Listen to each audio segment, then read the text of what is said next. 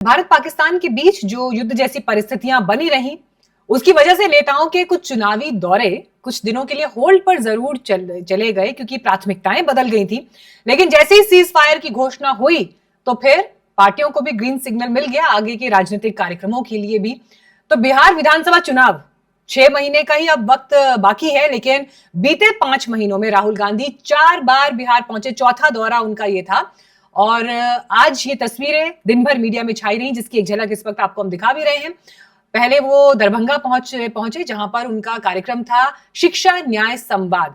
हालांकि उनके इस कार्यक्रम स्थल को लेकर काफी विवाद रहा, हाई वोल्टेज ड्रामा हुआ। पहले परमिशन नहीं मिली, फिर वो बिना परमिशन के लिए ही छात्रावास की तरफ चल दिए।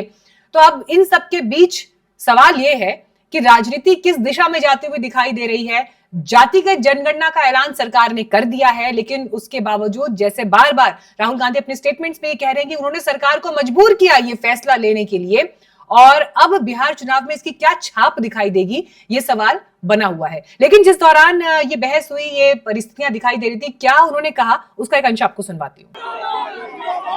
SC ST अति पिछड़ा हॉस्टल्स में जाने की कोशिश कर रहा था, आपसे बात करने की कोशिश कर रहा था, और यहाँ पे सरकार ने रोक रखा है। ये देखिए सामने क्या तमाशा हो रहा है। गेट खोलिए पहले राहुल जी को बाहर निकलने दीजिए, वहाँ नहीं जा रहे और कहीं जा रहे हैं। हिंदुस्तान में लोकतंत्र नहीं है, सरकार मुझे अंदर नहीं जाने दे रही है। मैं सिर्फ 3 सवाल पूछ रहा हूँ। हम चाहते हैं कि शिक्षा में सरकार पैसा डाले, 50% की जो दीवार है रिजर्वेशन वाली उसे तोड़ा जाए, जो प्राइवेट एजुकेशन इंस्टीट्यूशंस में रिजर्वेशन हो, ये चीजें हम चाहते हैं। मगर आपसे बात करने नहीं दे रहे हैं, तमाशा बना रखा है। शांति से हम जा रहे थे।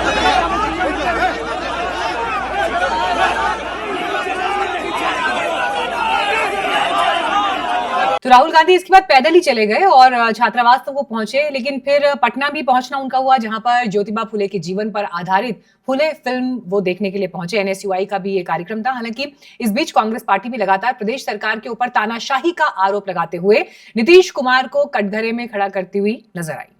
कान खोलकर बीजेपी और JDU की सरकार सुन ले, आपकी जेलों ने वो लोहा पैदा नहीं किया है जो राहुल गांधी जी के फौलादी इरादों को कैद कर सके। अब याचना नहीं, रण होगा, और वो बहुत भीषण होगा।